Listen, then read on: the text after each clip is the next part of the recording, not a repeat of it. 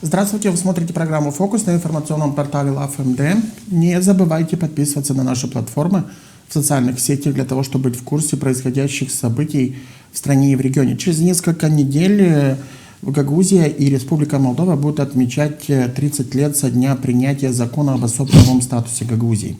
К чему пришла Гагаузия и Республика Молдова за эти 30 лет с точки зрения функционирования автономии в унитарном государстве, и решен ли вопрос о разграничении полномочий между Камратом и Кишиневым, и почему сегодня к третьему десятку лет со дня принятия закона диалог между Кишиневым и Камратом практически оказался замороженным.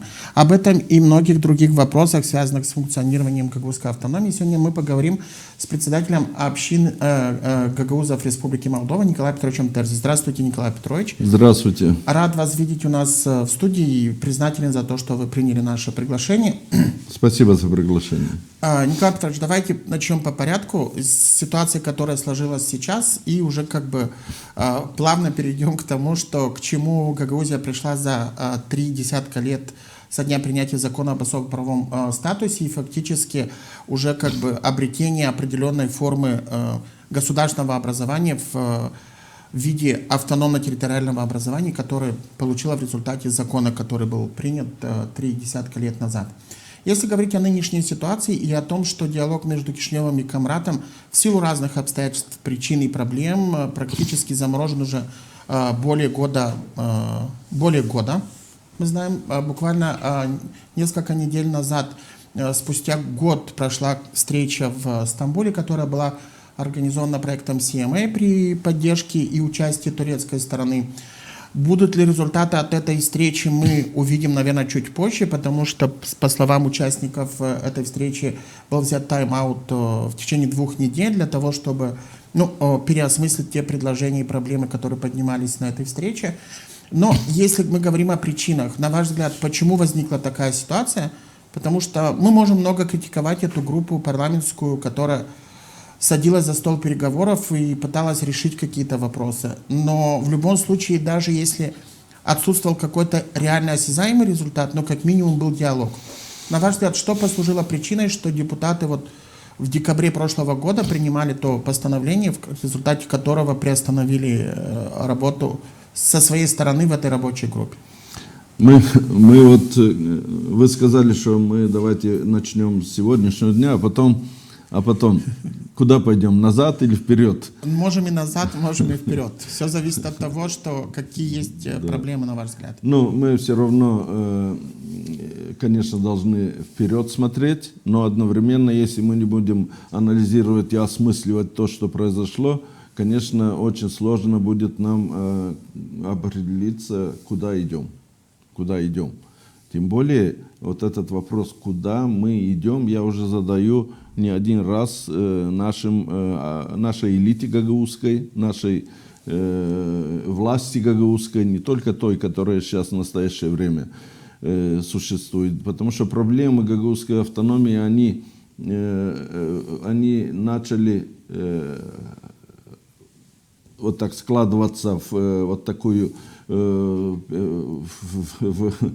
стопочку не со прошлого года. Прошлогодние наши изменения здесь в руководстве, они только дали такое ускорение этому. Мы бы пришли бы к этому, мое мнение, мы бы пришли бы к этим проблемам, которым нам необходимо решать с центром в любом случае. Годом раньше, годом позже, потому что 30 лет, как прошло, оно все равно требует каких-то результатов осязаемых. Возникли вопросы со стороны населения. Где же результат от гагаузской автономии? Возникли вопросы и со стороны центральных властей, где этот результат больше мы видим отрицательный, чем видим положительный. А это было и 2 года назад, такие вопросы звучали. Только сейчас они обостренно начали звучать, и мы сейчас я считаю, что мы, когда я говорю, мы не только должны ждать, кто там у нас раз, два, три в руководстве нашей автономии, а мы все, вот наша национальная элита, как ее хотим, мы будем называть, мы должны искать пути и предлагать эти пути. И вот то, что сейчас в Турции встреча была, можно по-разному относиться к этому, я согласен с вами, но это положительный момент, потому что вот с прошлого года, когда стала вырисовываться ситуация, что руководство новое не будет утверждено членом правительства, не будет признано Кишиневым, давайте так прямым текстом будем говорить, мы предлагали руководству Республики Молдова другие площадки для того, чтобы мы могли дискутировать и искать пути выхода из сложившегося положения. Что касается межпарламентской группы, да, я согласен с вами также, что она должна существовать, невзирая на то, что она, ну, в принципе, ее результаты очень и очень плачевны. Кстати, я стоял у истоков создания этой межпарламентской группы, не только я, а мои коллеги в Кишиневе, которые мы занимались межнациональными отношениями. И в далеком 2013 году это было принято. Не было это принято после 2014 года, но оно как будто упреждало, что ли. В 2013 году было принято европейскими структурами искать какой-то путь для диалога центра и автономии. Не знакомо ли это, как и сейчас делаем такие же шаги? И тогда, в общем-то, европейские структуры убедили и центральные власти, и власти здесь автономии о том, что вот одно из оптимальных решений – это создание межпарламентской группы. Ну, как известно, официально она была в 2015 году создана. Так вот, я был привлечен как эксперт к этой группе. Так мы, группа экспертов, изучали отношения. Это, вот я говорю, может быть, впервые изучали отношения к этой проблеме министерств, то есть правительства.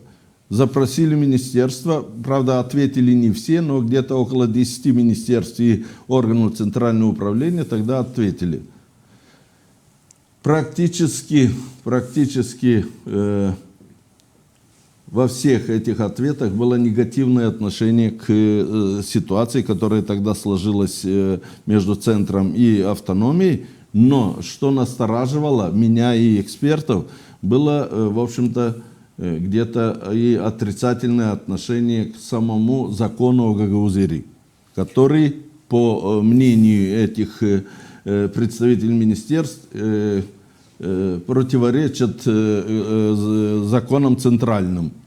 В то время как мы тогда и говорили, мы тогда и базировались на заключении Венецианской комиссии, других заключений центральной власти, что мы должны все-таки вернуться к началу принятия Гагаузии, где было сказано, что законы Республики Молдова приводятся в соответствии с законом о Гагаузии. Николай Петрович, вот вы опередили меня, вот возник вопрос, если мы говорим о эффективности этой парламентской площадки, скажем так. Во-первых, в связи с временем и теми дискуссиями, которые есть в обществе уже на протяжении чуть более года. Во-первых, хочу вас спросить, на ваш взгляд, не было ли ошибочным создание площадки, где участвовали только депутаты со стороны парламента Республики Молдова и депутаты Народного собрания, что там не были представлены как полноправные члены группы исполнительные органы со стороны Кишинева и Гагаузии, и почему туда не вовлекли как равноправных участников экспертное сообщество и гражданское общество. И вторая проблема, не является ли вот следствием всего вот этих проблем сегодняшнего дня то, что вы озвучили, что одним из переходных положений в закон об особом правовом статусе, как вы отметили, было привести в течение какого-то времени всю нормативную базу Республики Молдова в соответствии с законом об особом правовом статусе. Что нужно давайте скажем честно, без купюр, что этого сделано не было. Даже наоборот, многие законы были подведены к тому, что даже те положения, которые есть в законе об особом правовом статусе, перестали работать. Это в части, допустим, трибунала Гагаузии, потому что менялась судебная система. Это в части ряда управлений, которые были в Гагаузии, налоговая, деконцентрированных служб и ряда других полномочий. Да, одной из задач, да, мы тогда понимали, что эта межпарламентская группа ничего, все не решит. Но опять такое же было настроение, как и сейчас, что лучше какой-то контакт, чем вообще без контакта.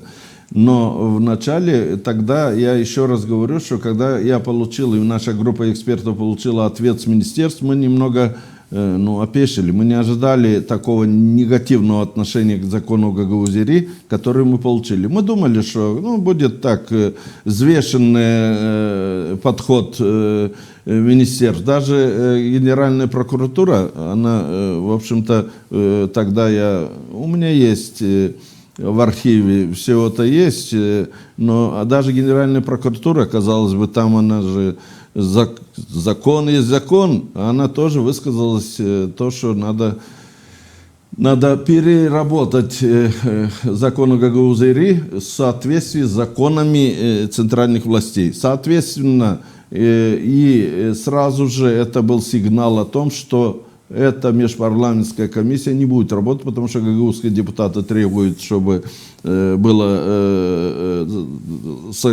законы приводились в соответствии с Гагаузией, а та сторона против.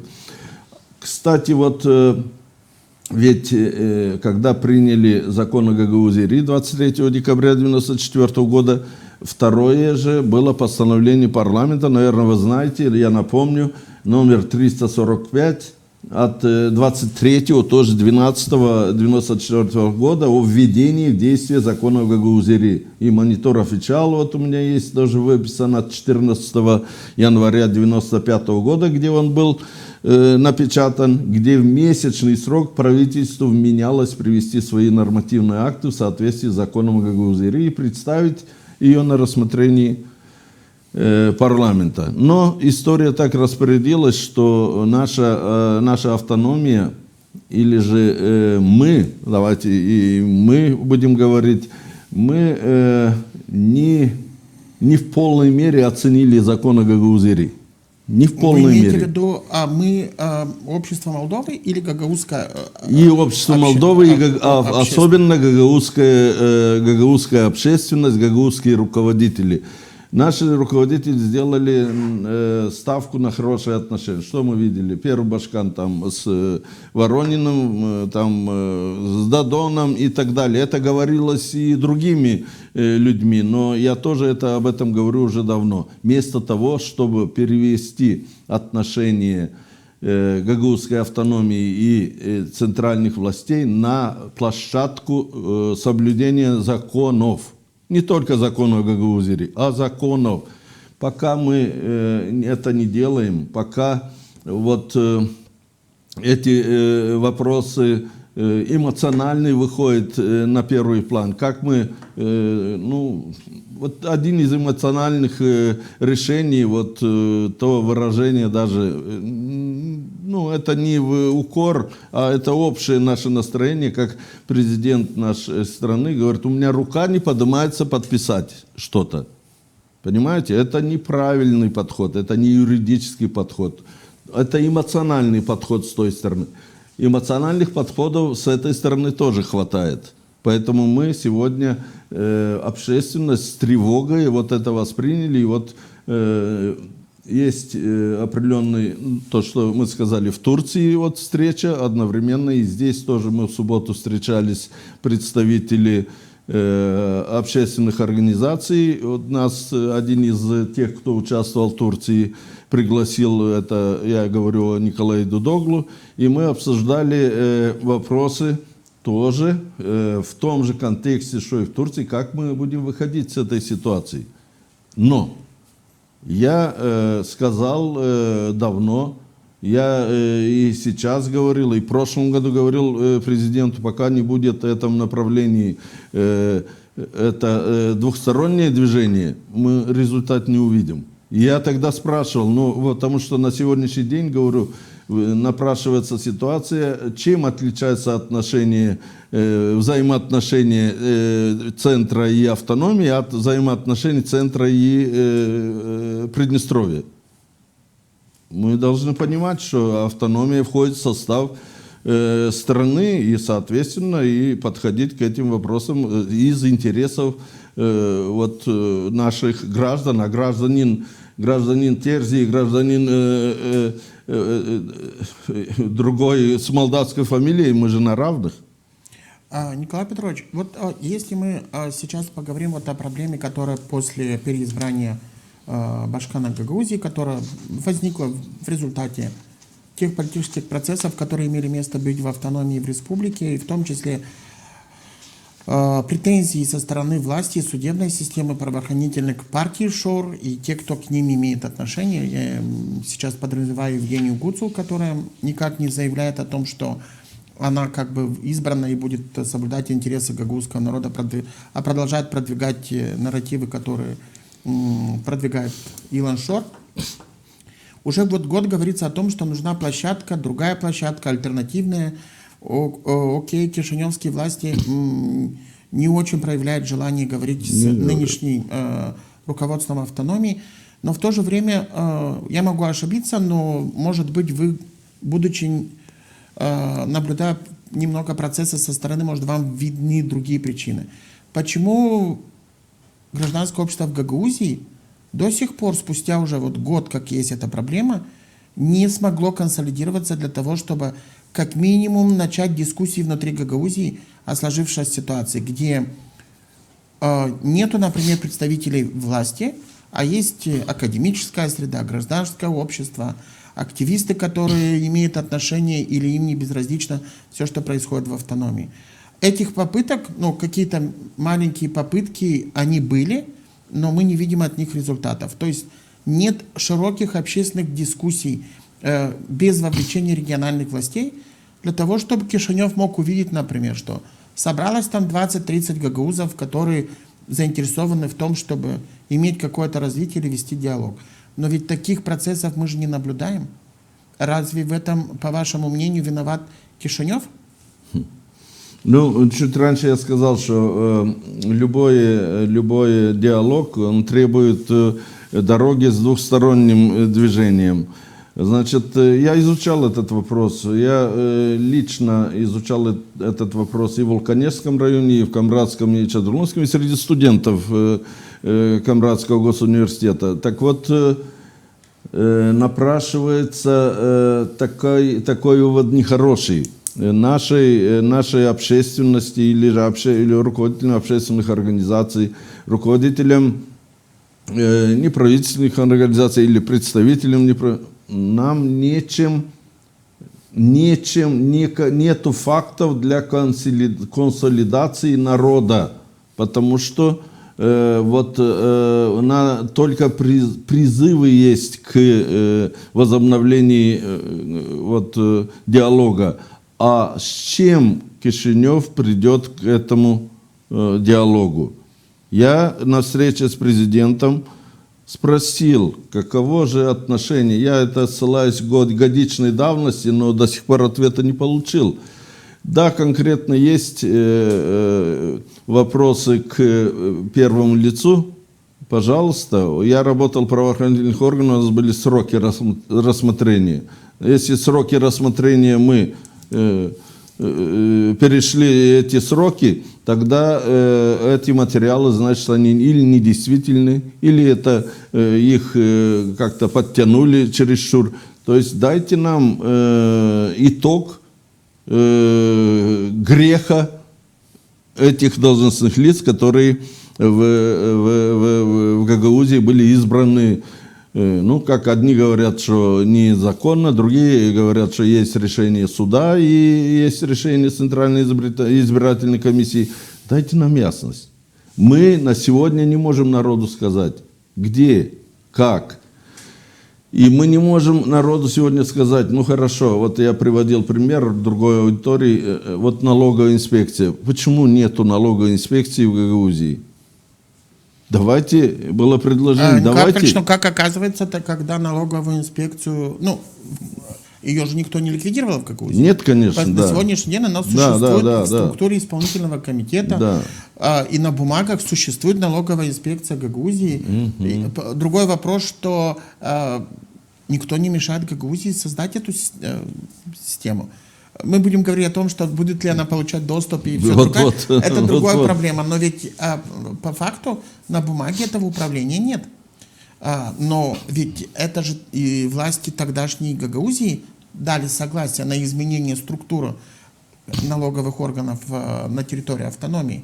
Мы же умалчиваем об этом или не хотим об этом говорить? Нет, конечно. Вот именно, что мы умалчиваем об этом и валим только на тех, которые только сейчас пришли к власти. Да, ну они пришли со своими бедами, со своими грехами, но вот мы же начали с чего? Что накопились проблемы, которые вот не имеют годичного возраста. Поэтому вот я не имею ничего против, чтобы эта рабочая группа межпарламентская, она возобновила контакты.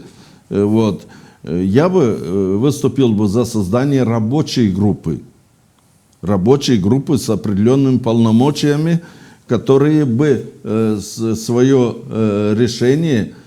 решения вырабатывали на базе законов, а не политической ситуации на момент и на базе других, которые далеки от законов, как Республики Молдова. Ведь вы согласитесь, наверное, ни один закон Республики Молдова не противоречит прямым текстом, нигде не написано, что надо гагаузскую автономию ущемить, надо то. Отдельные моменты, которые потом внедряют в общее законодательство. Вот эти отдельные моменты, сделать анализ выполнения закона о Гагаузии и на базе того анализа, что сделано, что не сделано, выйти с предложением. И вторая сторона, или рабочая, будем так говорить, эта рабочая группа должна сказать, что возможно сегодня сделать. Потому что, когда я упоминал, я был этим экспертом, когда создался первый состав межпарламентской группы, и мы тогда, не только я, а экспертная группа, мы проанализировали законодательство, вот, и пришли к выводу, что где-то 12% вопросов, которые тогда выносились не только на тот момент, а на решение межпарламентской группы, 12% только необходимо согласовывать с кишиневскими властями и так далее. Остальное необходимо внедрять здесь, в Гагаузии. Там, кстати, вот мы рассуждали на других площадках, там в законе о Гагаузии, если взять его строго и исследовать, там много чего можно сейчас выявить, что мы не работали с этим законом. Мы здесь, в Камрате, в автономии, мы не работали и по образованию, и по культуре, невзирая на то, что культура у нас вроде в массовых мероприятиях показывает себя, и мы не...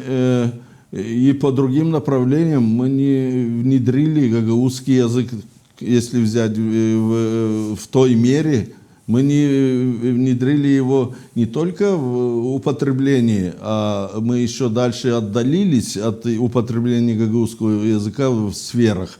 Мы рекламу не смотрим, чтобы реклама была на гагаузском языке, я имею в виду не только по телевидению, наружная реклама.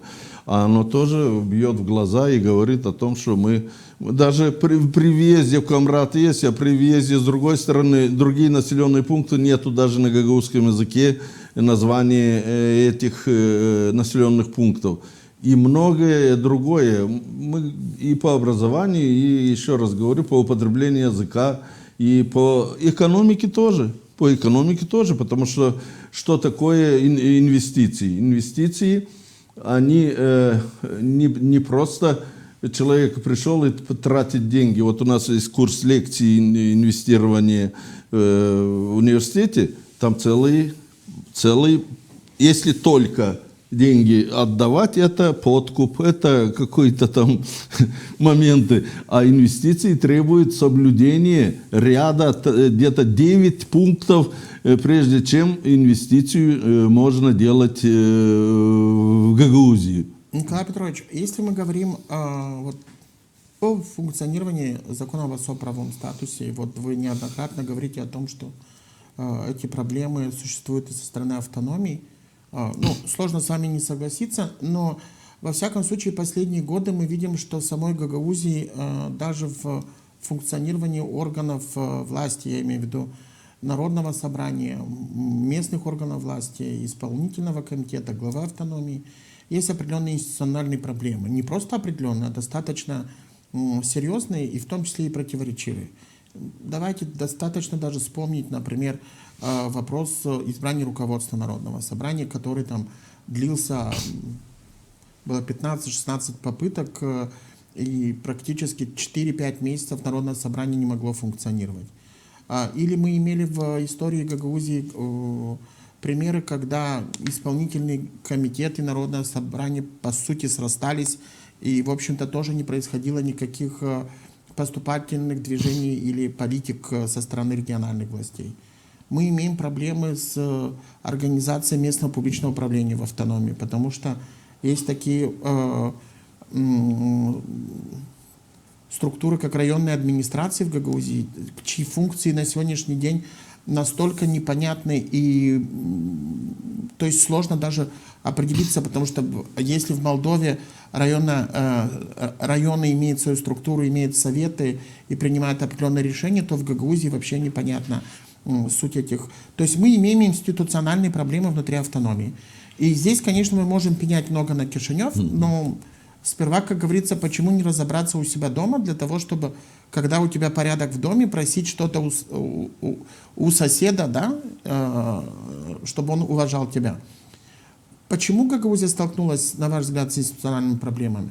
Потому что давайте признаем, что последний год показал, что в Гагаузии даже нет достаточно эффективного или функционального политического класса.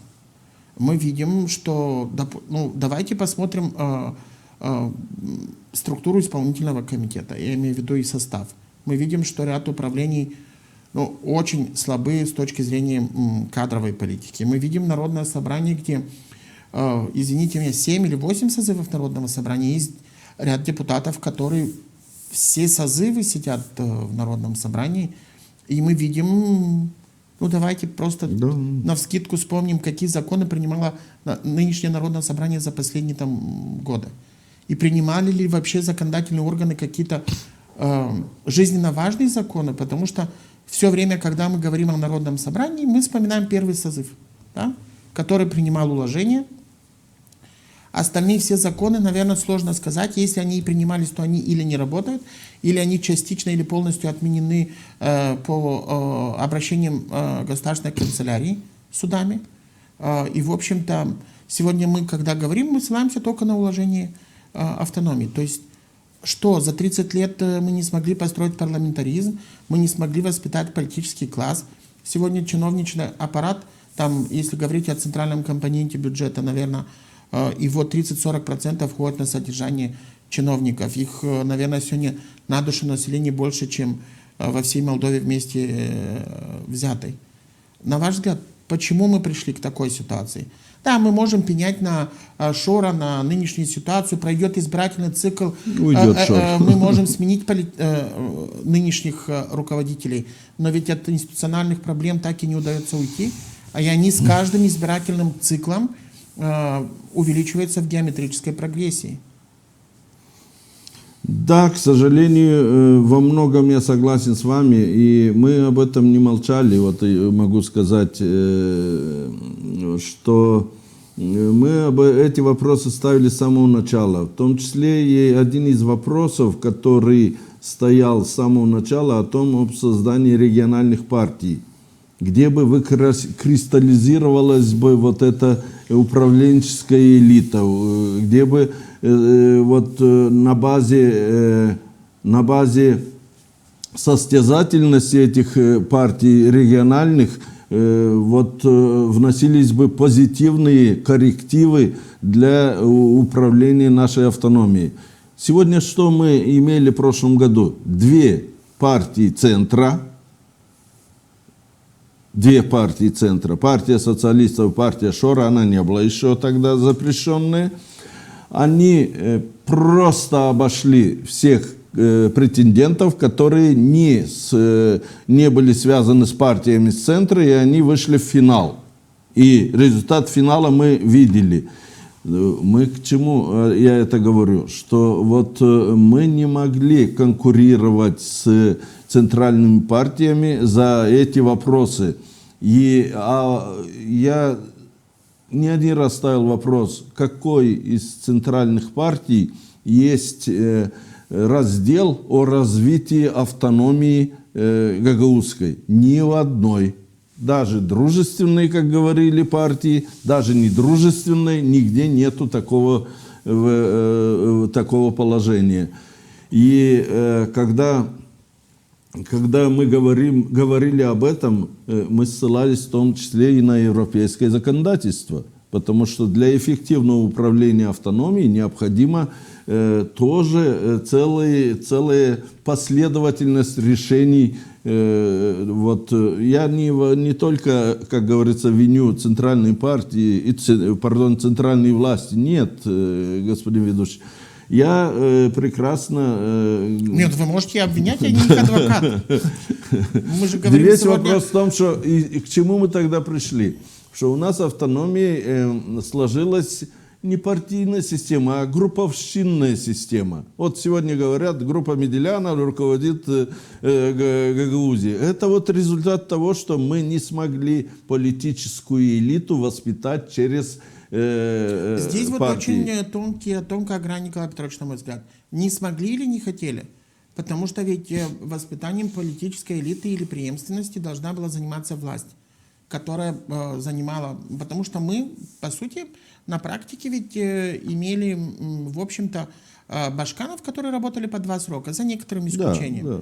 Да. Потому что там Дмитрий Крайтор, которого мы помним, историю как бы с его смещением, но по факту Георгий Табунщик, будучи первым башканом, тоже имел 2 мандата.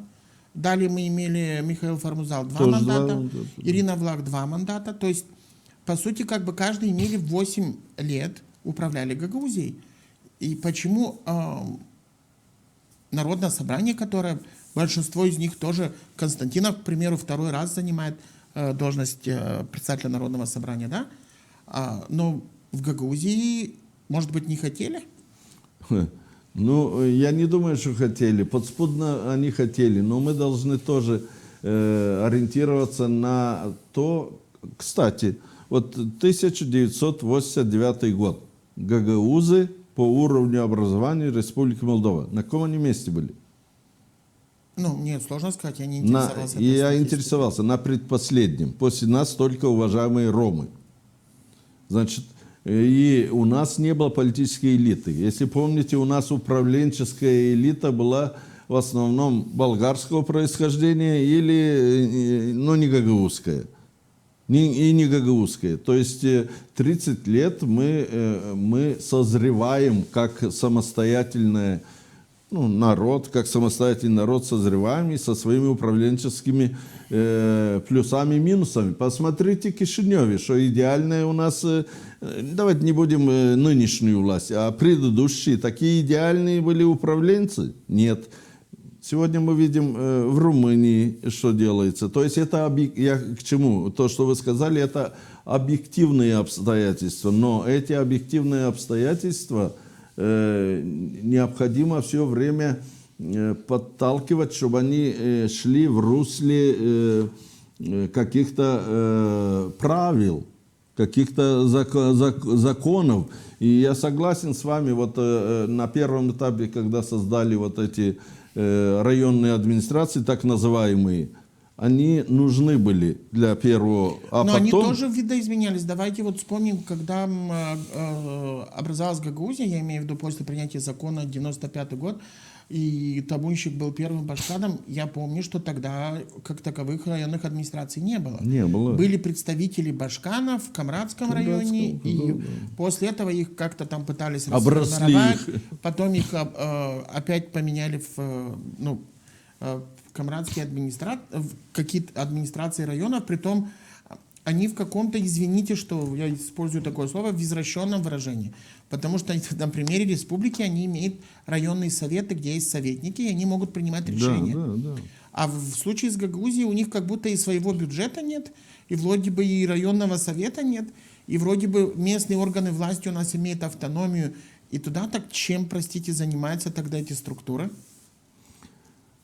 Они, ну, вы хотите услышать, что они продвигают политику башкана первых лиц, да? Ну, сегодня, как показывает практика, что да. Как бы, я не с этой целью задавал вам вопрос. Да. Все-таки возвращаясь к политическому классу, потому что вот даже вы упомянули встречу, которую инициировал Николай Дутоглав на минувшей неделе. Насколько сегодня в Гагаузии сложилась атмосфера или почва к тому, что гагаузы могут там отбросить политические амбиции, потому что, да, такой момент тоже имеет место быть, да, мы можем, не можем сказать, что гагаузы внутри себя самый там дружелюбный народ друг к другу, да, потому что все-таки есть определенная конкуренция, есть определенные какие-то внутренний, национальный характер, который там дядя Мячо говорили, да, пришло ли время к тому, что, как в той восточной пословице, время собирать камни.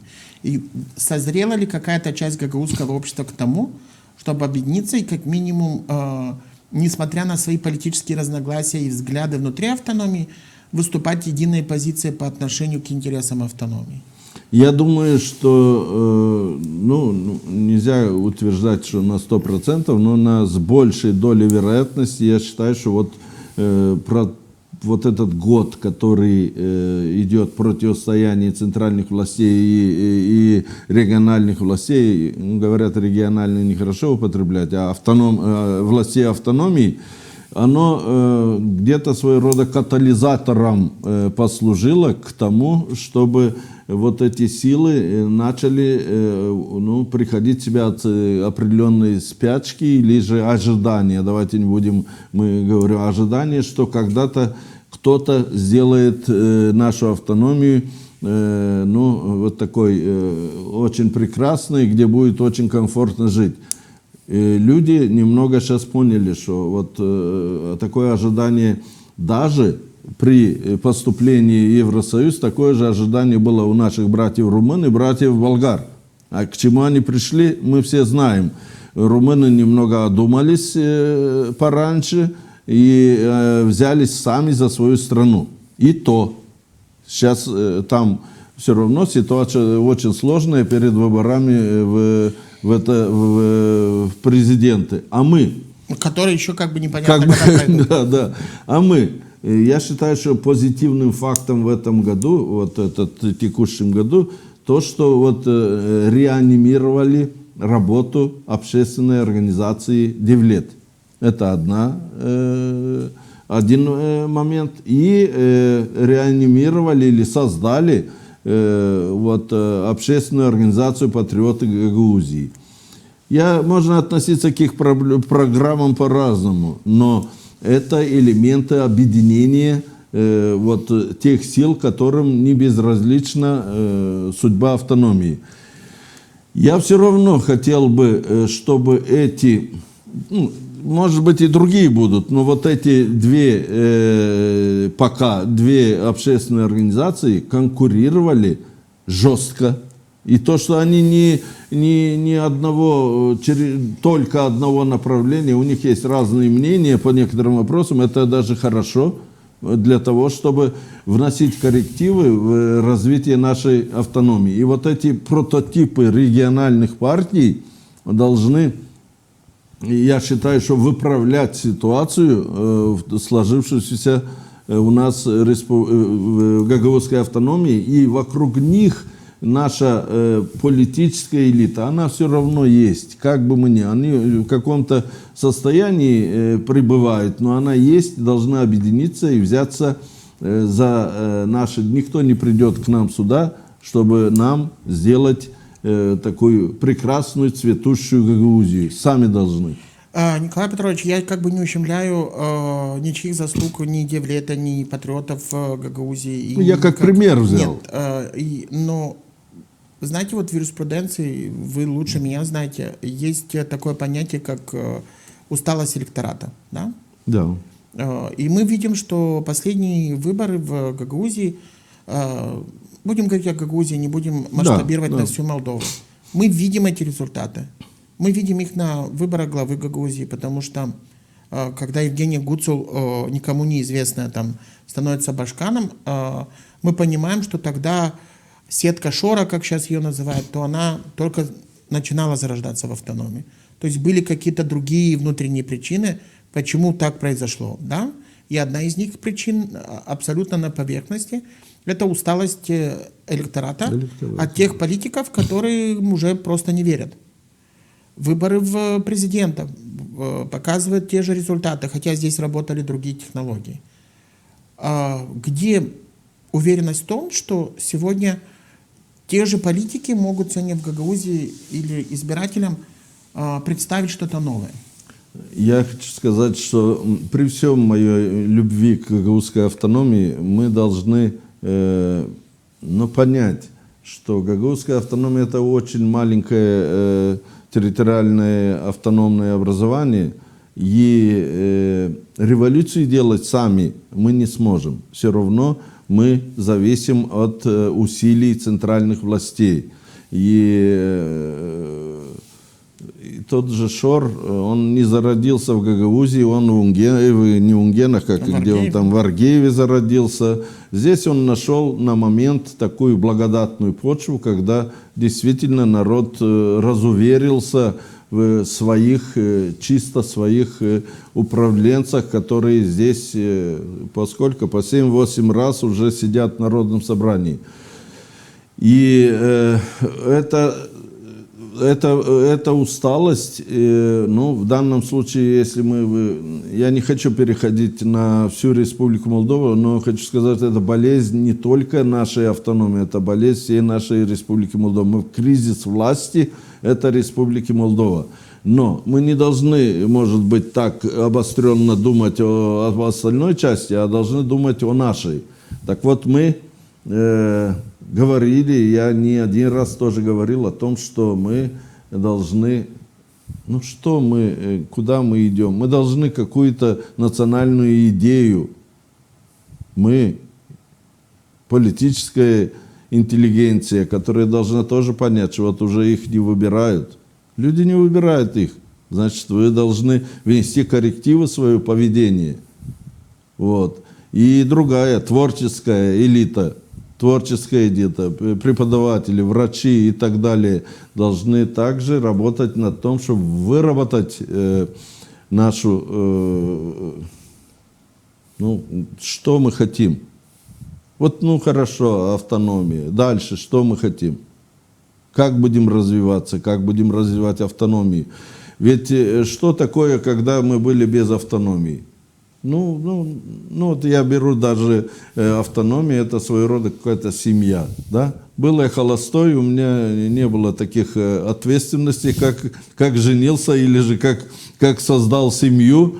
В данном случае, как мы создали нашу общую семью гагаузской автономии, у нас появилось намного больше ответственности. Так почему мы эту ответственность ждем, что кто-то придет и будет делать? А вот завершая наше интервью сегодняшнее, если мы вернемся к началу нашей программы о том, что 23 декабря будет 30 лет со дня принятия закона об особом правовом статусе, потому что вы не только 30 лет рядом с гагаузской автономией и принимаете участие во всех процессах и наблюдаете, но и в тот период вы были одним из людей, который был непосредственно участниками, свидетелей этих событий. Да. И если говорить о каком-то рубеже, да, вот, то 30 лет это все-таки рубеж, да? Да. Если говорить, что Христа крестили в 33 года, то Гагаузии еще осталось 3 года до того, чтобы быть в возрасте Христа. Но 3 десятка лет это тоже достаточно большой срок, когда человек начинает осознавать свою роль, он уже стоит где-то на какой-то крепко на ногах, понимает уже, определился с жизнью, определился с профессией, с какими-то своими базовыми принципами, да, и дальше уже строит свое развитие и дальнейшую жизнь. То как бы вы оценили Гагаузию? Дошли ли мы до такого уровня? Или все-таки 30 лет еще к тому, что может нам понадобится еще 30 лет для того, чтобы начинать развиваться и идти в направлении, когда мы думаем о том, что у нас дома, и перестаем обращать внимание на то, что и обвинять кого-то извне, что кто-то виноват в наших проблемах. Ну вот я как раз не обвиняю, я как раз говорю, что никто не придет к нам домой и делать ту работу, которую мы должны делать. Я все-таки остаюсь оптимистом. Хотя я прагматик, но одновременно я оптимист. Эти 30 лет совсем зря не прошли. Сегодня гагаузский народ, он сформировался. Сегодня о гагаузском народе знают и друзья, и недруги. Давайте так будем говорить. Сегодня я помню, как меня строй в советской армии, шаг вперед, скажи, кто такие гагаузы, что это такое, сегодня никто не спросит, сегодня все знают. И я призываю нас, чтобы мы ценили эти 30 лет, они тоже плод того, тех усилий, ошибок, недочетов, но одновременно я согласен, что даже эти 33 года не надо ждать. Нам сейчас, нашей политической элите, технической интеллигенции, сесть и выработать нашу национальную идею, что мы дальше делаем, куда мы идем. Потому что к 33 годам с нас будет особый спрос. Я поздравляю всех наступающим знаменательным днем 23 декабря. И каждый должен все-таки посидеть и посмотреть, когда у кого, как говорится, на языке такие слова: а что там, мы за 30 лет ничего не достигли. Нет, мы достигли многого. Поэтому единственное, что мы не поняли, что автономия – это ежедневный труд. И мы должны работать, интеллектуальный ежедневный труд. И мы должны работать над этим вопросом постоянно. Об этом нам европейские структуры говорят. Даже сегодня на встрече сказали, все равно развитие внутреннее – это ваше. Так сказали и посольство, и посол Франции, и посол Чехии, потому что мы должны свои вопросы тянуть, не ждать, кто придет. Вот так. Я благодарю вас за сегодняшнее интервью. Напомню, что вы смотрели программу «Фокус» на информационном портале LoveMD. Сегодня мы говорили о том, к чему пришла гагаузская автономия за 30 лет со дня принятия закона об особо правовом статусе автономии и что нужно менять в гагаузской автономии для того, чтобы не пенять на то, что кто-то виноват в тех проблемах, которые у нас есть, а может быть, стоит самим начать с того, чтобы думать ежедневно о том, как жизнь каждого гагауза стала лучше. Подписывайтесь на наши платформы в социальных сетях. Сегодня нашим гостем был председатель общины гагаузов Республики Молдова Николай Терзи. Оставайтесь с нами на портале LoveMD.